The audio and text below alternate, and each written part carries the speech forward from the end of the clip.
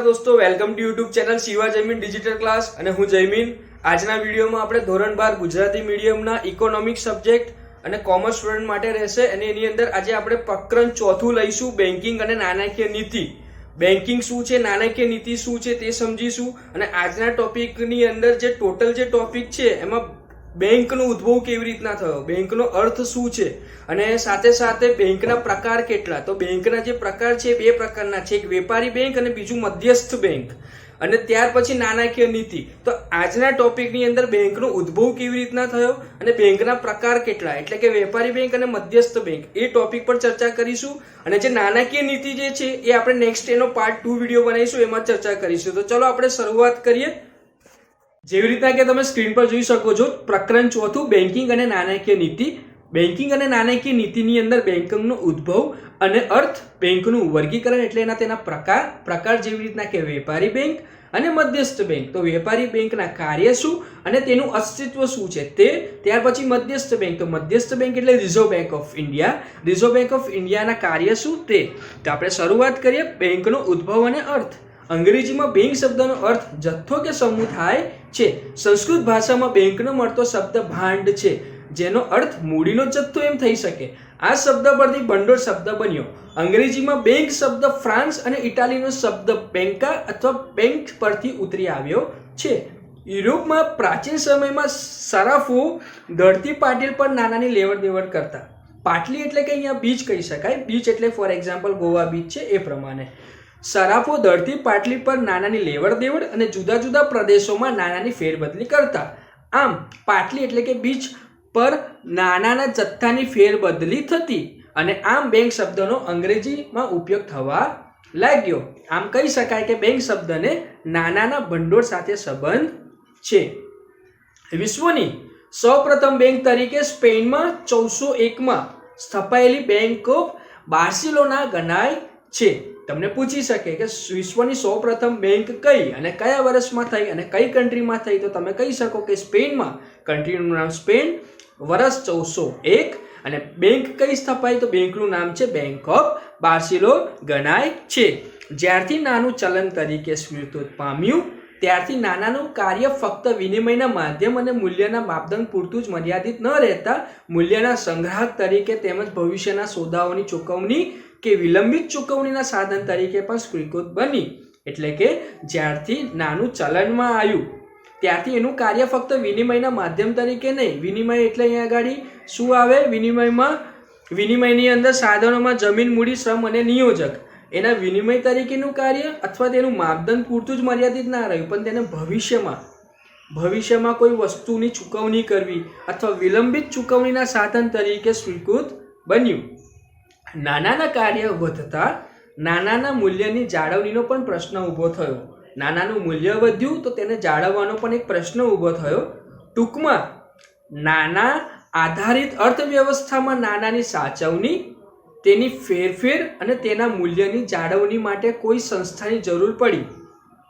નાણાંનું મૂલ્ય વધ્યું તો નાણાંની જાળવણીનો પ્રશ્ન ઊભો થયો અને તેના માટે કોઈ એક સંસ્થાને ઊભી કરવામાં આવી કે જે નાણાંનો સંગ્રહ કરે, નાણાંનો સદુપયોગ થાય, તો એના માટે એક સંસ્થા ઊભી કરવામાં આવી જેનું કાર્ય બેંક દ્વારા થતું જોવા મળે છે। તમે જેવી રીતના અત્યારે આપણે પ્રેક્ટિકલ જોઈએ તો બેંકનું કાર્ય શું, લોકો શું કરે છે, બેંકમાં પોતાની જે મૂડી હોય તે જમા કરાવે છે, બરાબર, અને સાથે સાથે તમે જોશો તો કોઈને બેંકની અંદર તમે પૈસા જમા કરાવો તો તમારા પૈસાની સામે તમને શું મળે, તમારી મૂડી તો મળે પણ સામે વ્યાજ પણ બેંક આપે છે।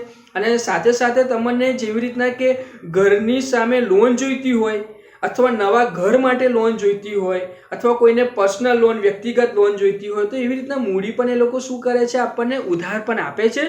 તો આ બેંકનું કાર્ય છે અને એ નાણાંનું સંગ્રહ કરે છે, તેને જાળવે છે અને તેનો સદુપયોગ કરે છે। તો ચલો આપણે બેંકનો અર્થ જોઈએ। બેંકિંગની સેવા આપતી સંસ્થા એટલે બેંક।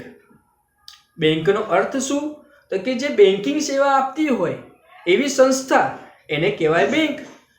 એટલે કે માંગવામાં આવેલા એટલે નાણાં પરત કરવાની શરતે ધિરાણ કરવાના હેતુથી બચત એકત્રિત કરતી સંસ્થાને બેંક કહી શકાય। કોઈ એક સંસ્થા છે જેને બેંક કહીએ, એ બેંક શું કરે? કોઈની પાસે પૈસા લે, એકત્રિત કરે અને તેની સામે શું કરે? તેમને વ્યાજ આપે. બરાબર? તો અહીંયા આગળ શું કહેવામાં આવે છે? બેંક એટલે નફાના હેતુથી કાર્ય કરતી હોય. બેંક શું કરે? નફાના હેતુથી કાર્ય કરતી એવી ધંધાકીય સંસ્થા. તમે અંડરલાઈન કરી શકો, ધંધાકીય સંસ્થા. બેંક એટલે નફાના હેતુથી કાર્ય કરતી એવી ધંધાકીય સંસ્થા જે પ્રજાની બચતને થાપણો તરીકે સ્વીકારે. થાપણો એટલે કે મૂડી તરીકે સ્વીકારે, તેના બદલામાં વ્યાજ આપે. તેના બદલામાં શું આપે? વ્યાજ આપે. તે થાપણો સાચવે. વળી તે થાપણોમાંથી જે લોકોને જરૂર હોય તેને ધિરાણ પણ આપે. ધિરાણ એટલે શું? તો ઉછીના પૈસા આપે. એ મેં તમને કીધું કયા સ્વરૂપમાં આપે. કોઈને ઘરના બદલામાં પૈસા જોઈતા હોય, અથવા કોઈને નવું ઘર જોઈતું હોય, કોઈને વ્યક્તિગત લોન જોઈતી હોય. જેવી રીતના કે અત્યારે તમે જોશો તો કોમર્શિયલ લોન પણ છે. કોઈને ઘરમાં ટીવી લાવવું હોય, ફ્રીજ લાવવું હોય, ઘરઘંટી લાવવી હોય, વોશિંગ મશીન લાવવું હોય, નવો મોબાઈલ લાવવો હોય, તો એના માટે પણ લોન આપે છે બેંક. ઠીક છે? તો આપણે આગળ વધતા જોઈએ તો થાપણોમાં જે લોકોને જરૂર હોય તેને ધિરાણ પણ આપે અને ધિરાણ સામે વ્યાજ પણ વસૂલ કરે. એટલે ઉદાહરણ તરીકે તમને 10,000 રૂપિયાની વ્યાજ આપે, 10,000 રૂપિયાની મૂડી આપે અને એની સામે એ લોકો વ્યાજ કેટલું લે? તો એ લોકો સપોઝ કે 1%, 2% એ પ્રમાણે વ્યાજ ગણે તો 10,000ની સામે જેટલા પણ વ્યાજ થતું એની સામે તમારે 10,000 તો આપવાના જ. એની સામે તમારું જે પણ વ્યાજ થતું હોય 1,000 રૂપિયા, બરાબર, એ પણ તમારે એની સામે આપવું પડે. જો 1% હોય તો 1,000, તો 11,000 તમારે એમની સામે આપવા પડે. તો એ પ્રમાણે એનું વ્યાજ થાય. બરાબર? તો આ પ્રમાણે એ શું કરે? ધિરાણ આપે તો તેની સામે વ્યાજ પણ વસૂલ કરે બેંક. તથા આંતરિક નાના દેશના વિકાસ માટે વિવિધ ક્ષેત્રમાં રોકાણ પણ કરે છે. આગળ જઈએ તો ટૂંકમાં અર્થતંત્રમાં બેંકો દ્વારા નાણાંની હેરબદલી એટલે કે નાણાંનું મોબિલાઇઝેશન થાય છે. નાણું પડી રહે એટલે કે એક પ્રવૃત્તિમાંથી બીજી પ્રવૃત્તિમાં સતત હેરફેર થતી ન રહે તો નાણાંની પડી રહેલા જથ્થાનું મૂલ્ય ભવિષ્યના ગાળામાં ઓછું થતું જાય છે.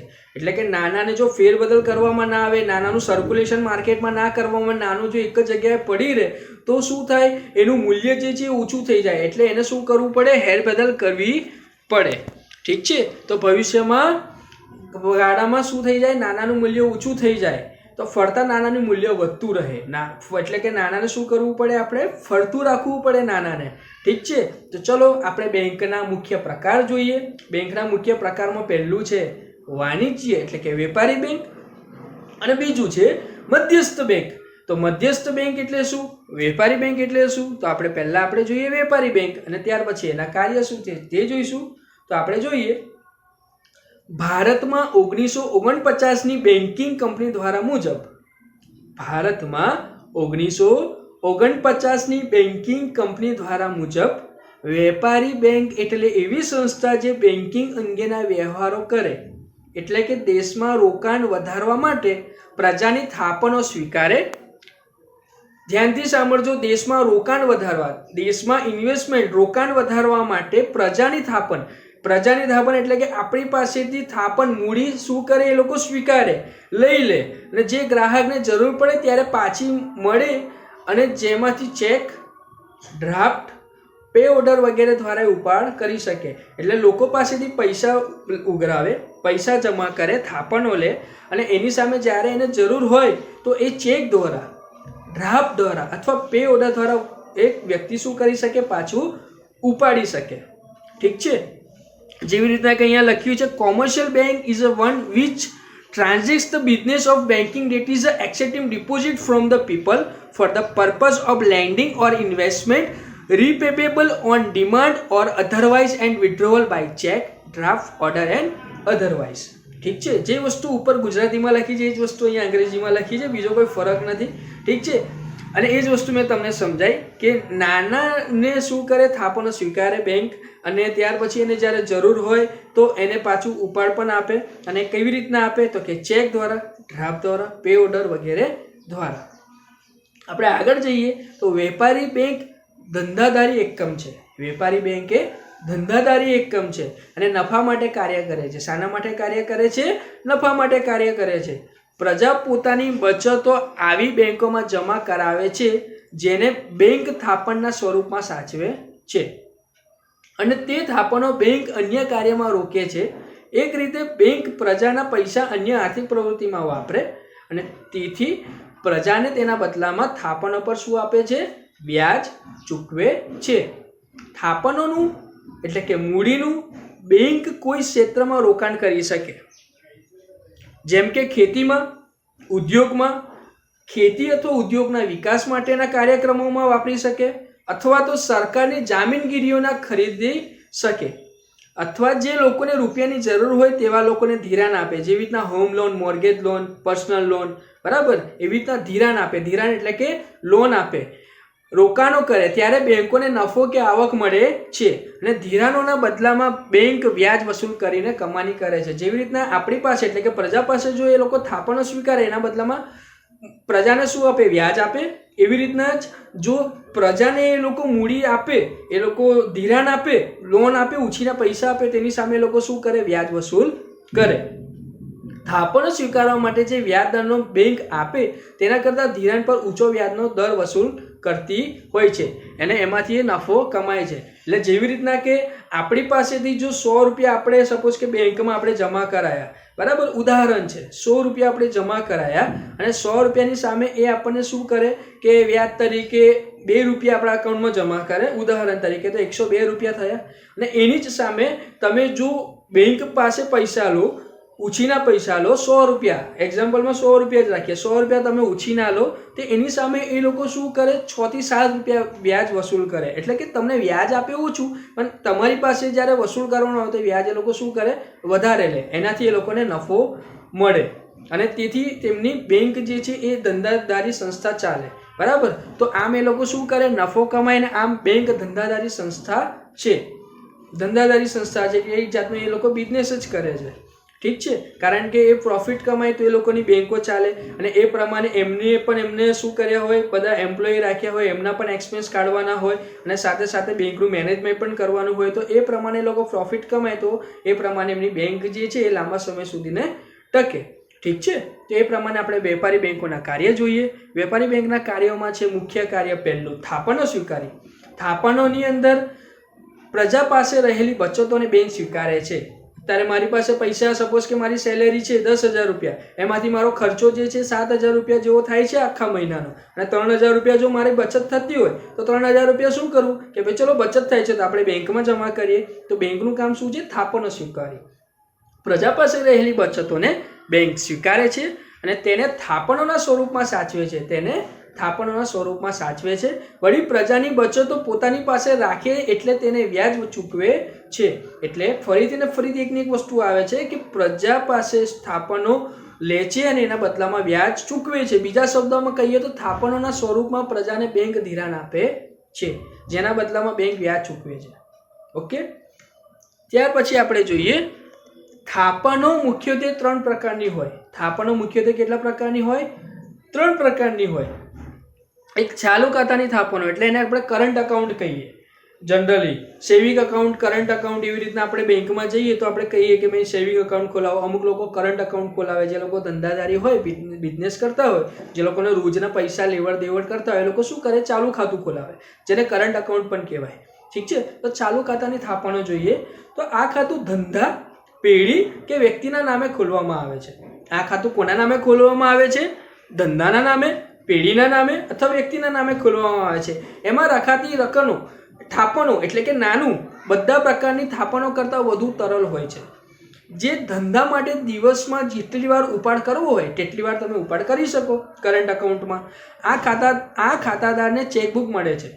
જે પણ ખાતાદાર હોય, જે વ્યક્તિ હોય જે આ ખાતું ખોલાવે તેને શું મળે? ચેકબુક મળે. અને જેનાથી એને ચેક મળે એટલે એને નાનાની લેવડ દેવડ કરવી હોય જેટલી પણ વાર દિવસમાં એ કરી શકે. પણ એની અંદર કરંટ અકાઉન્ટમાં તેને વ્યાજ મળતું નથી. કરંટ અકાઉન્ટ એટલે કે ચાલુ ખાતામાં તેને વ્યાજ મળતું નથી.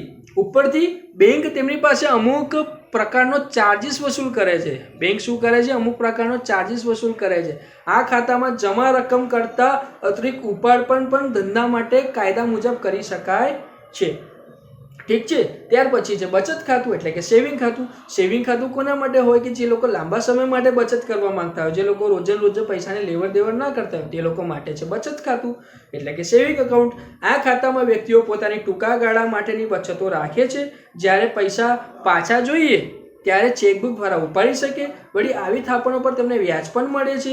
આજના સમયમાં ડેબિટ કાર્ડ, ક્રેડિટ કાર્ડ વગેરેથી પણ બચત ખાતામાંથી ઉપાડ કરી શકાય.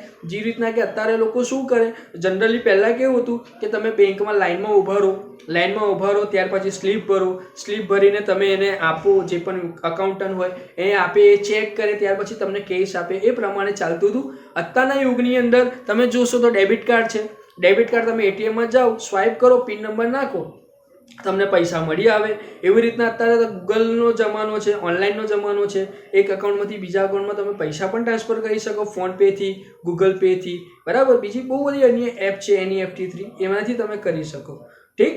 તો આપણે જોઈએ તો ઉપાડ એવી રીતના કરી શકે વ્યક્તિ. આ ખાતામાં ઉપાડ અંગેના કાયદા દરેક બેંક નિર્ધારિત કરે છે, બરાબર. કેવી રીતના ઉપાડ કરવો, લિમિટ હોય. જેવી રીતના કે હરેક કોઈના અકાઉન્ટમાં લાખ રૂપિયા પડ્યા હોય તે લાખ રૂપિયા ડાયરેક્ટ ઉપાડે, તેવી રીતના ના ઉપાડવા દે. એની લિમિટ રાખે કે તમે એક દિવસમાં 10,000 ઉપાડી શકો અથવા 20,000 ઉપાડી શકો, એવી લિમિટ રાખે. એટલે કે બેંક શું કરે, એના કાયદા નિર્ધારિત કરે હરેક બેંક.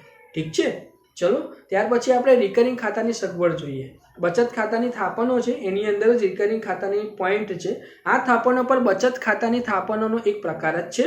જે વ્યક્તિઓ એકસાથે બચત કરવા ન ઈચ્છતી હોય અને ન કરી શકતી હોય તેવી વ્યક્તિઓ દર મહિને અમુક સમયગાળા દરમિયાન કોઈ ચોક્કસ રકમ આ ખાતામાં જમા કરવાની રહે. આમ વ્યક્તિની થાપણ વધતી જાય અને જમા થયેલી થાપણો પર તેનું વ્યાજ મળતું રહે. આમ થાપણોને રિકરિંગ થાપણો કહેવાય. જ્યારે કોઈ મહિનાની રકમ જમા ન કરવામાં આવે તો વ્યાજના નુકસાનની સાથે ક્યારેક દંડ પણ ભરવો પડે. તો આની અંદર રિકરિંગ ખાતાની સગવડ એટલે કે રિકરિંગ ડિપોઝિટ છે. એનું ઉદાહરણ હું તમને એક સારું આપું, પોસ્ટ ઓફિસનું. તો પોસ્ટ ઓફિસમાં લોકો શું કરતા હોય છે કે દર મહિને અમુક રકમ મૂકે, કેપેસિટી પ્રમાણે. કોઈ 1,000 મૂકે, કોઈ 2,000 મૂકે, કોઈ 5,000 મૂકે, કોઈ 10,000 મૂકે, જે પ્રમાણે જેને બચત કરવું હોય એ પ્રમાણે. તો એ શું કરે, દર મહિને 1,000 મૂકતા રહે. અને ફોર એક્ઝામ્પલ 5 વર્ષનો સમયગાળો હોય કે ભાઈ 5 વર્ષ સુધીને એ મૂકશે, તો દર મહિને 1,000 મૂક્યા કરે. તો એવી રીતના એ મૂકે તો એના લાંબા સમય માટે રિકરિંગ ડિપોઝિટ તરીકે મૂકે તો એના લાંબા સમય પછીથી એ પૈસા એને વ્યાજ સહિત પૈસા મળે. અને અમુક સમય શું થાય કે તમે દર મહિને કન્ટિન્યુ ના મૂકી શકો તો જે બેંક હોય તે શું કરે, નુકસાન થાય એટલે કે દંડ ભરવો પડે અથવા તો વ્યાજ ના આપે, એ પ્રમાણે રહે, બરાબર. પણ આ રિકરિંગ ડિપોઝિટ લોંગ ટાઈમ માટે તમારે મૂકવું હોય તો એ સારું છે. ઠીક છે. રિકરિંગ ખાતાની સગવડ એ પણ એક બચત ખાતાનો જ એક પ્રકાર છે. ઠીક છે. ત્યાર પછી આપણે બીજું કાર્ય જોઈએ તો મુદ્દતી થાપણો. મુદ્દતી એટલે કે ફિક્સ ડિપોઝિટ. ફિક્સ ડિપોઝિટ એટલે કે કોઈ સપોઝ કે કોઈકની ફોર એક્ઝામ્પલ કોઈ રિટાયરમેન્ટ લીધું હોય અથવા તો કોઈને પ્રોફિટ એટલો આવ્યો હોય બેંક પોતાના બિઝનેસમાં, તો એની પાસે મૂડી વધારે હોય 2-3 લાખ રૂપિયા, તો એ શું કરે, લાંબા સમય માટે ફિક્સ કરી દે કે ભાઈ મારે 2 વર્ષ માટે, 5 વર્ષ માટે, 10 વર્ષ માટે મારે પૈસા ફિક્સ કરવા છે. તો એને શું કહેવાય, ફિક્સ ડિપોઝિટ. ઠીક છે. તો આપણે ફિક્સ ડિપોઝિટ એટલે કે મુદ્દતી થાપણો પણ જોઈએ. આ થાપણો ચોક્કસ મુદત માટે મૂકવામાં આવે. આ થાપણો પર બેંક સૌથી વધુ વ્યાજ ચૂકવે છે. એટલે આની અંદર તમે ફિક્સ ડિપોઝિટ મૂકો એમાં એ વધારે પડતું વ્યાજ આપે છે તમને, બરાબર. પણ તમારે લાંબા સમય માટે એટલે કે તમારે 2 લાખ રૂપિયા છે તો 5 વર્ષ માટે મૂક્યા તો 5 વર્ષ માટે તમારે એને ભૂલી જ જવાના. 5 વર્ષ પછી જ તમે એને પાછા રીઓપન કરાવી શકો, પણ એમાં તમને વ્યાજ કંપની વધારે આપે. ઠીક છે. લાંબા ગાળા માટે વ્યક્તિ બચત કરતા ઈચ્છતી હોય ત્યારે આવી થાપણો રાખે અને જરૂર પડે તો અતિરિક્ત ઉપાડની સવલતો પણ હોઈ શકે. એટલે અમુક મેડિકલ સિચ્યુએશન આવે અથવા મેરેજ કરવાના હોય ફેમિલીમાં, એવી કોઈ સિચ્યુએશન આવે અથવા એજ્યુકેશનની સિચ્યુએશન આવે, કોઈ એવી ક્રિટિકલ સિચ્યુએશન હોય કે જેમાં પૈસાની જરૂર છે અને આપણા જ પૈસા છે તો લેવા હોય તો શું કરી શકાય, તમે અધવચ્ચે તે લેવું હોય તો કોઈ રીઝન આપો તો તમને ઓવરડ્રાફ્ટથી પાછા પૈસા મળી જાય. ઠીક છે. આ મુદ્દતી થાપણ એટલે કે ફિક્સ ડિપોઝિટ જોઈએ. ત્યાર પછી આપણે જોઈએ તો ધિરાણોની સવલતો પૂરી પાડવી, બરાબર.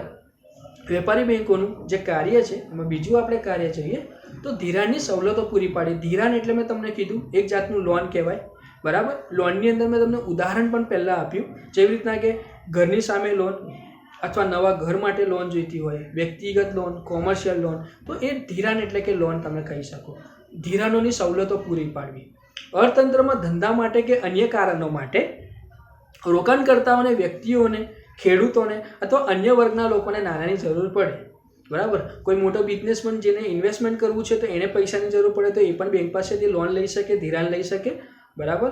કોઈ ખેડૂત છે જેને ખેતી કરવી છે, બરાબર, તેની પાસે એને ટ્રેક્ટરની વ્યવસ્થા જોઈએ છે, ટેકનોલોજીની વ્યવસ્થા જોઈએ છે, પાણીની મોટરોની વ્યવસ્થા જોઈએ છે ખેડૂત ખેતી કરવામાં, તો એવામાં એને ધિરાણ જોઈતું હોય તો એ માટે પણ બેંક એને ઉપયોગી બની શકે, બરાબર. કોઈ વ્યક્તિને એના વ્યક્તિગત રીઝન માટે પણ લોન જોઈતી હોય તો વ્યક્તિને પર્સનલ લોન કહેવાય, વ્યક્તિગત લોન, એ પણ એને મળી શકે. તો ધિરાણનો સવલત પૂરી પાડે, બરાબર. તો એવા લોકોને પણ નાણાંની જરૂર પડે તો ત્યારે બેંકો શું કરે? બેંક પાસે ધિરાણ લે. ધિરાણ એટલે કે લોન લે.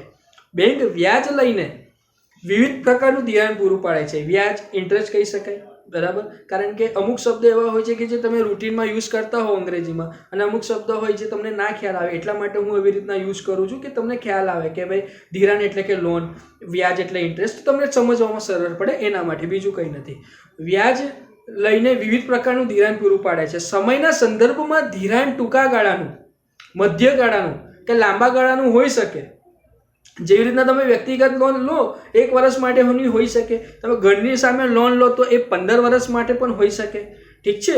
તો ટૂંકા ગાળાનું ધિરાણ એટલે કે 1 વર્ષ સુધીનું હોય, મધ્ય ગાળાનું એટલે 1 થી 5 વર્ષ સુધીનું હોય, અને લાંબા ગાળાનું એટલે 5 થી 15 વર્ષ સુધીનું. પરંતુ આ પ્રમાણેનો સમય કોઈ ચોક્કસ નિર્ધારિત ગાળો નથી હોતો. વિવિધ પ્રવૃત્તિઓ અનુસાર ટૂંકો ગાળો, મધ્ય ગાળો કે લાંબો ગાળો નક્કી થતો હોય છે. જેવી રીતના તમે ઘરની સામે ઘર માટે લોન લો તો એ 15 વર્ષની હોઈ શકે, પણ જ્યારે તમે કોઈ કોમર્શિયલ લોન લો તો 1 વર્ષની નીચે પણ હોઈ શકે, બરાબર. જેવી રીતના તમે લેપટોપ અથવા તો LED છે, મોબાઈલ છે, ઘરની કોઈ પણ વસ્તુ, કોમર્શિયલ વસ્તુ તમે લો તો એ ટૂંકા ગાળાની લોન હોઈ શકે, બરાબર. અને જો તમે ઘર લો અથવા ઘરની સામે લોન લો તો એ લાંબા ગાળાની હોઈ શકે, ઠીક છે. આ ટૂંકો ગાળો, લાંબો ગાળો, મધ્ય ગાળો એ સમજવા માટે એકની વસ્તુ તમને રિપીટ કરું છું, ઓકે. તો હવે આપણે આ ત્રીજું કાર્ય જોઈએ. તો ત્રીજું કાર્ય છે ચૂકવણી અને ઉપાડની સવલતો પૂરી પાડવાનું કામગીરી. બેંક ગ્રાહકોને સરળતાથી નાણાંની ચૂકવણી અને ઉપાડની સવલતો વિવિધ રીતે પૂરી પાડી શકે છે. જેવી રીતના કે અહીંયા તમે જુઓ તો ઉપાડ ચિઠ્ઠી, draft, pay order, debit card, credit card અને ATM. ATMનું ફૂલ ફોર્મ છે automatic teller machine. Internet banking વગેરે સુવિધાઓનો પણ સમાવેશ થાય છે, ઠીક છે. ત્યાર પછી વેપારી બેંકોનું ચોથું કાર્ય છે શાખ સર્જનની કામગીરી. શાખ સર્જન એટલે શું? શાખ એટલે શું? તો કોઈ પૈસા તમને તમારી લિમિટ કરતાં વધારે આપે. આપણે જોઈએ જેવી રીતના કે નાણાંનો પુરવઠો નાણાંની માંગને અનુરૂપ રહે તે માટે બેંકોનું શાખ સર્જનનું કાર્ય કરે છે. શાખ સર્જન દ્વારા પ્રવર્તમાન નાણાંની જથ્થામાંથી એટલે કે થાપણોમાંથી નવા નાણાંનું સર્જન થાય, એટલે કે નાણાંનો પુરવઠો બને. જ્યારે શાખ સર્જનની પ્રવૃત્તિ વધે ત્યારે નાણાંનો પુરવઠો વધે, અને જ્યારે શાખ સર્જનની પ્રવૃત્તિ ઘટે ત્યારે નાણાંનો પુરવઠો ઘટે. શાખ એટલે કે ઉધારી પૈસા આપવા. બેંક જ્યારે પોતાની પ્રાથમિક થાપણમાંથી ધિરાણ આપે અને ત્યારે ધિરાણનો ચેક વટાવવા માટે ધિરાણ લેનાર વ્યક્તિના નામનું ખાતું તે જે બેંકના તે જે બીજી શાખામાં ખુલે, આ ચેક જમા થતાં નવા ખાતામાં તેટલા જ રૂપિયા જમા થાય. આ થાપણોમાંથી તે જ પ્રમાણે ત્રીજી વ્યક્તિના ધિરાણ મળે, નવું ખાતું ખુલે અને નવી જમા રકમ નોંધાય. આમ એક થાપણમાંથી અનેક થાપણો સર્જાય. હું ફરીથી રિપીટ કરું. જેવી રીતના કે બેંક જ્યારે પોતાની પ્રાથમિક થાપણમાંથી ધિરાણ આપે ત્યારે ધિરાણ એટલે કે લોન ચેક વટાવવા માટે ધિરાણ લેનાર વ્યક્તિના નામનું ખાતું તે જ બેંકના અને તે જ બીજી શાખામાં ખુલે. આ ચેક જમા થતાં આવા નવા ખાતામાં તેટલા જ રૂપિયા જમા થાય.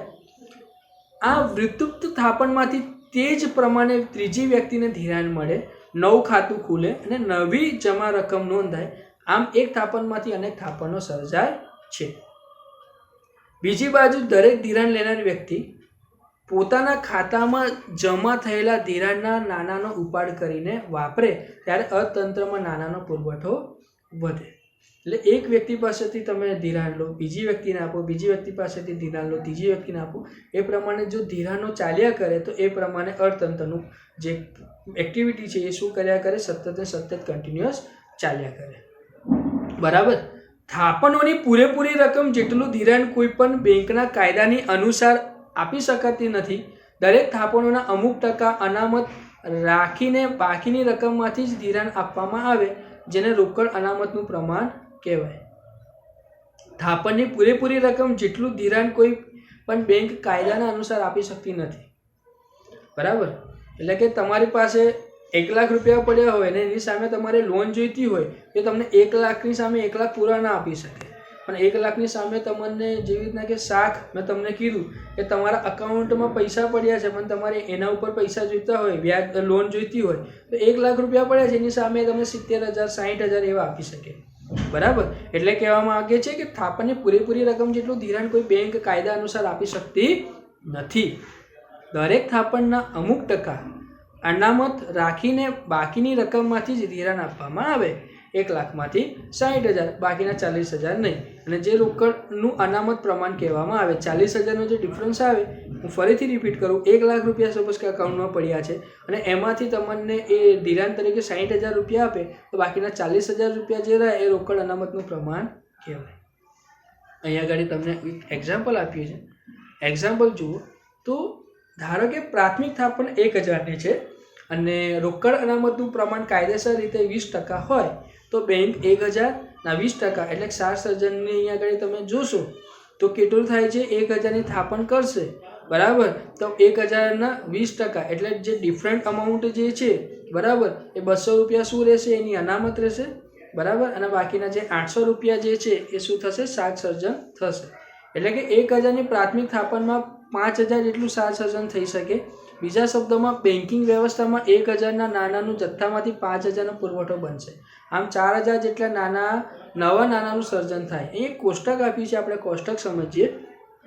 જેવી રીતના અહીંયા બેંક આપી છે ABC અને થાપણો આપી છે 1,800,640. બરાબર, તો રોકડ અનામતો કેવી છે, જેવી રીતના કે 1,000ના 20% 200 રૂપિયા થયા તો નવું ધિરાણ કેટલું થયું, 800 રૂપિયા આપ્યું બીજી બેંકને. તો બીજી બેંકને 800 રૂપિયા જે ધિરાણ આપ્યું એના 20% અનામત કેટલા થાય, 160. 160 રૂપિયા 800માંથી તમે કાપો તો 640 રૂપિયા નવું ધિરાણ થયું. અને એ 640 રૂપિયા નવું ધિરાણ નવી બેંકને આપે, સી બેંકને આપે તો એ 640 રૂપિયાની થાપણ થઈ. અને એ થાપણમાંથી 20% રોકડ અનામત આપણે કરીએ તો 128 રૂપિયા થયા. અને એ 128 રૂપિયા તમે કાપો તો નવું ધિરાણ કેટલું થયું, 512. તો આમ અહીંયા એક્ઝામ્પલ આપ્યું છે શાક સર્જનનું. તમને ફોર્મ્યુલા પૂછી શકે અથવા શાક સર્જન શું છે તો તમે આવી રીતના ફોર્મ્યુલાથી સમજાવી શકો ને કોષ્ટક દ્વારા સમજાવી શકો. જેવી રીતના કે શાક સર્જન એટલે શું, કે પ્રાથમિક થાપણ ગુણ્યા 1 રોકડ અનામતનું પ્રમાણ. રોકડ અનામતનું પ્રમાણ આપણે અહીંયા 20% રાખ્યું છે. બરાબર, અને એ બેંક 1,000થી આપણે ચાલુ કર્યું. એવી રીતના આપણે ABC એવી રીતના 3 બેંકોનું આપણે એક્ઝામ્પલ જોયું. બરાબર, ત્યાર પછી આપણે જોઈએ આંતરિક બેન્કિંગ વ્યવહારનું કાર્ય. આંતરિક બેન્કિંગ વ્યવહારનું આપણે આજે વેપારી બેંક છે એના જ બધા મુખ્ય કાર્ય જોઈએ છે. હવે આપણે જોઈએ આંતરિક બેન્કિંગ વ્યવહારનું કાર્ય. એક બેંક બીજી બેંકને ટૂંકા કે લાંબા સમય માટે ધિરાણ પૂરું પાડતી હોય, ટૂંકા ગાળાનું ધિરાણ અને બેંક બીજી બેંકના મધ્યસ્થ બેંક દ્વારા આપે અને એને કોલ મની કહેવાય. આંતરિક બેન્કિંગ વ્યવહાર એટલે શું, કે એક બેંક બીજી બેંકને ઇન્ટરનલી પૈસા આપે. બરાબર, એને કહેવાય આંતરિક બેન્કિંગ વ્યવહારો. ત્યાર પછી એના મુખ્ય ગૌણ કાર્ય પણ જોઈ લઈએ. તો ગૌણ કાર્ય કયા છે, ગ્રાહકોના એજન્ટ તરીકે ઉપયોગી સેવાઓ પૂરી પાડવાનું કાર્ય. ગ્રાહકોના એજન્ટ તરીકે તથા ઉપયોગી સેવાઓ પૂરી પાડવાનું કાર્ય. અને ત્યાર પછી બીજું એનું કાર્ય શું છે, બદલતા સમય સાથે આધુનિક સેવાઓ પૂરી પાડવાનું કાર્ય. ઠીક છે. અને ત્યાર પછી આપણે જોઈએ ભારતમાં વેપારી બેંકોનું અસ્તિત્વ કેવી રીતના આવે છે. તો અસ્તિત્વમાં તમે જોઈ શકશો કે 1991માં આર્થિક પરિવર્તનો પછી ખાનગી ક્ષેત્રમાં આંતરરાષ્ટ્રીય બેંકોનો પ્રવેશ પણ થાય છે. વળી ભારતમાં અસંગઠિત નાના બજારના બેંક જેવા કાર્ય કરતી પેઢીઓ પણ જોવા મળે છે. અને સાથે સાથે સહકારી બેંકોનું પણ અસ્તિત્વમાં આવે છે. પરંતુ વેપારી બેંકની કાયદેસરની વ્યાખ્યા મુજબ બેન્કિંગના કાર્યો કરતી જે સંસ્થાઓ રિઝર્વ બેંક ઓફ ઇન્ડિયાના 1934ના ધારાની બીજી અનુસૂચિમાં પ્રવેશ પામી હોય તેને શિડ્યુલ બેંક કહેવાય. જે ખરી બેંક છે આવી બેંકને રિઝર્વ બેંકના બધા જ નિયમો અને ધારાઓ લાગુ પડે છે. શિડ્યુલ બેંકમાં વેપારી બેંકો અને સહકારી બેંકો. વેપારી બેંક એટલે કે જાહેર ક્ષેત્રની વેપારી બેંક, ખાનગી ક્ષેત્રની વેપારી બેંક, ભારતમાં કામ કરતી વિદેશી બેંકો, પ્રાથમિક ગ્રામીણ બેંકો અને ત્યાર પછી સહકારી બેંકો. આ પ્રમાણે બધી વેપારી બેંકોના અહીંયા આગળ એક કોષ્ટકમાં આપણને સમજાવ્યું છે કે વેપારી બેંકોમાં શિડ્યુલ બેંક કે જેમાં બેંકોના નામ હોય, એવી રીતના જેવી રીતના કે જાહેર ક્ષેત્રની વેપારી બેંક, તો એમાં પણ બેંકોના નામ હોય. એ બેંકો જાહેર ક્ષેત્રની વેપારી બેંકોનું કામ કરે વેપારી બેંકોમાં, બરાબર. વેપારી બેંકોના પણ આ સબ પોઈન્ટ છે. જાહેર ક્ષેત્રની વેપારી બેંક, ત્યાર પછી ખાનગી વેપારી બેંક એટલે કે પ્રાઇવેટ, જેવી રીતના હું ઉદાહરણ આપું તો એક્સિસ બેંક છે, HDFC બેંક છે, બરાબર. એ બધી ખાનગી ક્ષેત્રમાં આવે. જાહેર બેંક તો જેવી રીતના જાહેર બેંકનું તમને ઉદાહરણ આપું તો બેંક ઓફ ઇન્ડિયા છે, બરાબર. ત્યાર પછી સ્ટેટ બેંક ઓફ ઇન્ડિયા છે, એ બધી જાહેર બેંકમાં આવે. અને ભારતમાં કામ કરતી વિદેશી બેંકો એટલે કે જે આઉટ ઓફ કન્ટ્રીની બેંકો હોય, બરાબર. અને ત્યાર પછી પ્રાથમિક ગ્રામીણ બેંકો જે ગ્રામીણ રિલેટેડ હોય, જેવી રીતના બેંક ઓફ ઇન્ડિયાનું પણ એક ગ્રામીણ માટેની પણ બેંક છે, શાખા છે, તો એ ગ્રામીણ બેંકો માટે કામ કરતી હોય. અને ત્યાર પછી સહકારી બેંકો, બરાબર. આ થયા વેપારી બેંકો. અને વેપારી બેંકોની અંદર પણ એના કાર્ય શું હતા, એના મુખ્ય ગૌણ કાર્ય શું હતા એ પણ આપણે જોઈએ, મુખ્ય કાર્ય અને ગૌણ કાર્ય. હવે આપણે જોઈએ મધ્યસ્થ બેંક. મધ્યસ્થ બેંક કોને કહેવાય તે આપણે જોઈએ, ઠીક છે. તો આપણે એને એકદમ ધ્યાનથી સમજતા. બીજું આપણે જોઈએ મધ્યસ્થ બેંક એટલે કે રિઝર્વ બેંક ઓફ ઇન્ડિયા. દુનિયાના દરેક દેશમાં એક મધ્યસ્થ બેંક હોય જે દેશની તમામ બેંકોની કામગીરીનું સંચાલન, મૂલ્યાંકન અને અંકુશની કામગીરી બચાવે. ઉપરાંત મધ્યસ્થ બેંક ગ્રાહકોના તથા પ્રજાના હક અને હિતની જાળવણી કરવામાં કામગીરી પણ બજાવે છે, બરાબર. જેવી રીતના અહીંયા આગળ RBI can define as a central bank is the institution of charge with the responsibility of managing the expression and construction of volume of money in the interest of the general public welfare. RP કેન્ટના શબ્દોમાં મધ્યસ્થ bank એટલે એવી સંસ્થા કે જેને દેશના એટલે કે પ્રજાના સામાન્ય હિત માટે અર્થતંત્રમાં નાના જથ્થાના વિસ્તરણ અને સંકોચન જવાબદારી સોંપવામાં આવી હોય. આમ મધ્યસ્થ બેંક એટલે દેશની સર્વોચ્ચ બેંક જેનું મુખ્ય કારણ નાના બજાર અને બેન્કિંગ ક્ષેત્રને મદદ કરવાનું હોય, તેનું નિયંત્રણ કરવાનું અને તેને પ્રોત્સાહન આપવાનું હોય તથા દેશના આર્થિક હિત માટે નાણાકીય સ્થિરતા જાળવવાનું છે. મધ્યસ્થ બેંકનું કાર્ય શું? તો કે મધ્યસ્થ બેંક એટલે દેશની સર્વોચ્ચ બેંક. ઉદાહરણ છે Reserve Bank of India. Reserve Bank of India એ બધી બેંકોને કંટ્રોલ કરતી હોય. બધી બેંકો એના પ્રમાણે જ કામ કરે છે. રિઝર્વ બેંક ઓફ ઇન્ડિયા કાયદા બનાવે, નિયમો બનાવે, એનું પાલન બધી બેંકોને કરવું પડે, બરાબર. તો આમ મધ્યસ્થ બેંક એટલે દેશની સર્વોચ્ચ બેંક કહેવાય, જેનું મુખ્ય કાર્ય શું છે? નાના બજાર અને બેન્કિંગ ક્ષેત્રને મદદ કરવાનું છે, તેનું નિયંત્રણ કરવાનું છે, તેને પ્રોત્સાહન આપવાનું છે તથા દેશના આર્થિક હિત માટે નાણાકીય સ્થિરતા જાળવવાનું છે. સમગ્ર અર્થતંત્રમાં પણ નાનાની ફેરબદલી અનેક અસરો થતી હોય જે દેશની આર્થિક વૃદ્ધિ અને વિકાસના અસરો પહોંચાડે છે. નાણાકીય વ્યવહારોના નિયંત્રણ તથા નાણાંની મૂલ્યની જાળવણી જવાબદારી મધ્યસ્થ બેંક દ્વારા બજાવવામાં આવે તો મધ્યસ્થ બેંક આમ કરવા માટે નાણાકીય નીતિ ઘડે. ટૂંકમાં મધ્યસ્થ બેંક અર્થતંત્રના આર્થિક સ્થિરતાને જવાબદારી સ્વીકારે છે. મધ્યસ્થ બેંક સરકારને પણ નાણાકીય સલાહ સૂચન આપે. ચલો ભારતીય રિઝર્વ બેંક જોઈએ. રિઝર્વ બેંક ઓફ ઇન્ડિયા ભારતીય મધ્યસ્થ bank reserve Bank of India નામે ઓળખાય છે. મધ્યસ્થ બેંક, ભારતની મધ્યસ્થ બેંક કઈ? તો કે રિઝર્વ બેંક ઓફ ઇન્ડિયા. 1934ના રિઝર્વ બેંક ઓફ ઇન્ડિયાના ધારા મુજબ એટલે આરબીઆઈની સ્થાપના એપ્રિલ 1, 1935માં થઈ હતી. તમને પૂછી શકે કે આરબીઆઈની સ્થાપના કયા વર્ષમાં થઈ? તો રિઝર્વ બેંક ઓફ ઇન્ડિયા દ્વારા મુજબ આરબીઆઈની સ્થાપના 1લી તારીખ એપ્રિલનો મહિનો એપ્રિલ 1, 1935માં થઈ. 5 કરોડના ખાનગી મૂડીરોકાણથી આરબીઆઈ સ્થપાઈ હતી. કેટલી રકમ?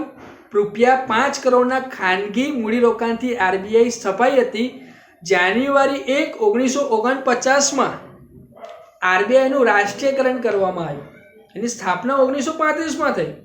1934માં રિઝર્વ બેંક ઓફ ઇન્ડિયાના ધારા મુજબ એટલે કે કાયદા મુજબ આરબીઆઈની સ્થાપના એપ્રિલ 1935માં થઈ, જેનું મૂડીરોકાણ 5 કરોડનું હતું, બરાબર. અને 1949 જાન્યુઆરી 1, 1949માં આરબીઆઈનું શું કરવામાં આવ્યું? રાષ્ટ્રીયકરણ કરવામાં આવ્યું. આરબીઆઈ દેશની સર્વોચ્ચ બેંક કહેવાય, એપેક્સ બેંક કહેવાય, જે સમગ્ર બેન્કિંગ ક્ષેત્રની કામગીરી પર ધ્યાન રાખે, તેનું નિયંત્રણ કરે અને સાથે સાથે ભારતની નાણાકીય નીતિ પણ ઘડે. ઠીક છે. એના કાર્ય કયા રિઝર્વ બેંક ઓફ ઇન્ડિયાના? તો પહેલું છે આરબીઆઈની નાણાકીય જવાબદારીઓ. એટલે આરબીઆઈના નાણાકીય કાર્ય કયા? તો પહેલું છે ચલણ બહાર પાડવું. બરાબર, કોઈ પણ ચલણ બહાર પાડવું. જેવી રીતના કે તમે જોશો તો પહેલા 500 ને 1000ની જે નોટ હતી, બરાબર, બધી અલગ અલગ નોટો હતી. તો 500 ને 1000ની નોટોને બંધ કરીને 2000ની અને 500ની નવી નોટોનું ચલણ પણ આરબીઆઈએ શું કર્યું? બહાર પાડ્યું. તો એનું કાર્ય શું છે? ચલણ બહાર પાડવું. જેવી રીતના કે ₹2 અને 2થી વધુ રકમની નોટો છાપવાની, બજારમાં મૂકવાની આરબીઆઈ શું કરે છે? ફરજ બજાવે છે. જ્યારે ચલની કિંમત અને ₹1ની કાગળી નોટ એટલે કે કાગળની નોટ ભારત સરકારના નાના ખાતા દ્વારા બહાર પાડવામાં આવે, પરંતુ સરકારના એજન્ટ તરીકે આરબીઆઈ તેમની વહેંચણી કરવાની જવાબદારી નિભાવે છે. એટલે એનું પહેલું કાર્ય શું આરબીઆઈનું? તો કે ચલણ બહાર પાડવું. ઓકે. બીજું કાર્ય શું? સરકારી બેંકની તરીકેનું કાર્ય, સરકારી બેન્કર તરીકેનું કાર્ય. સોરી, બેંક નહીં, બેન્કર લખ્યું છે. સરકારની બેન્કર તરીકેનું કાર્ય. એટલે રિઝર્વ બેંક ઓફ ઇન્ડિયા કેન્દ્ર સરકાર તથા રાજ્ય સરકારની બેંકો તેમના નાણાકીય એજન્ટ તથા નાણાકીય સલાહકાર તરીકેની ફરજ બજાવે છે. હરેક બેંકો એની અંડરમાં જેટલી પણ બેંકો છે, પ્રાઇવેટ છે, ગવર્મેન્ટ છે, જેટલી પણ બેંકો છે, હરેક બેંકોને શું કરે? સેન્ટ્રલ ગવર્મેન્ટ હોય કે સ્ટેટ ગવર્મેન્ટ હોય, એ બંને ગવર્મેન્ટો માટે નાણાકીય એજન્ટ તથા નાણાકીય સલાહકાર તરીકે પણ એ ફરજ પૂરી પાડે છે. એજન્ટ તરીકે સરકારના બોન્ડ, સરકારના ખાતાઓ, ચલણી સિક્કાઓ, ₹1ની નોટ વગેરેનો વહીવટ પણ એ કરે છે તથા સરકારને ધિરાણ પણ આપે. સરકારને પણ જો લોનની જરૂર હોય તો રિઝર્વ બેંક ઓફ ઇન્ડિયા ગવર્મેન્ટને પણ શું કરે? ધિરાણ આપી શકે છે. કારણ કે એ મધ્યસ્થ બેંક છે, એ સર્વોચ્ચ બેંક છે. બધી બેંકો એના કંટ્રોલમાં હોય છે, હરેકની જવાબદારી એના પર હોય છે. ઠીક છે. ત્રીજું એનું કાર્ય છે બેંકોની બેંક અને બેંકોના અંતિમ સહાયક તરીકેનું કાર્ય. જ્યારે કોઈ પણ બેંક દેવામાં હોય તો આરબીઆઈ પાસે જ આવે અને આરબીઆઈ જ એને મદદ કરવા જેવી હોય તો. ઠીક છે. એટલે બેંકોની બેંક અને બેંકોના અંતિમ સહાયક તરીકેનું કાર્ય. આરબીઆઈ ભારતની બધી જ શેડ્યુલ બેંકો, જે રીતના આપણે કોષ્ટક જોયું શેડ્યુલ બેંકમાં સહકારી બેંક, ખાતા બેંક, બરાબર, એ પ્રમાણે તો બધી શેડ્યુલ બેંકોની બેંક તથા નિયમનકારક છે. તે બેંકોની રોકડ અનામતનું સંચાલન કરે છે, વેપારી બેંકોનું ધિરાણ અંગેની નીતિના દિશા નક્કી કરે છે અને વ્યાજના દર પર આદેશિત કરે છે. કોઈપણ શેડ્યુલ બેંકની નાણાકીય કટોકટીના સમયે તે અંતિમ સહાયક તરીકેની જવાબદારી નિભાવે છે. જેવી તમને કીધું, કોઈ બેંક છે જે દેવામાં આવી ગઈ છે, બરાબર, તો એને પણ એ મદદરૂપ થાય. ઠીક છે. એને પણ એ ધિરાણ આપે. ત્યાર પછી એનું ચોથું કાર્ય શું છે મધ્યસ્થ બેંકનું? તો કે શાખ નિયમનની કામગીરી. કોઈને ઉધારી પૈસા જોઈતા હોય, બરાબર, તો આપી શકે.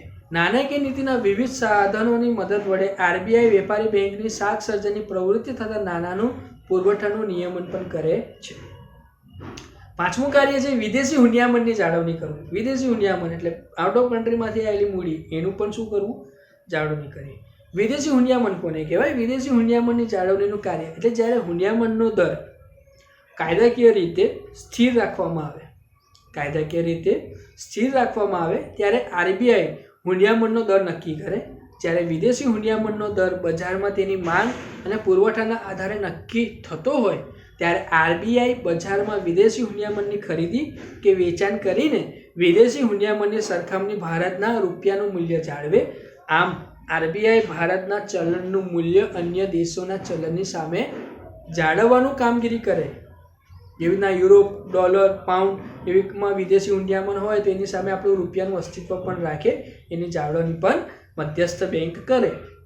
આરબીઆઈ ભારતના વિદેશી હુંડિયામણના જથ્થાની સાચવણી કરે તેમજ ભારતમાં આવતી વિદેશી મૂડી કે ભારતની બહાર જતી વિદેશી મૂડી પર ધ્યાન રાખે.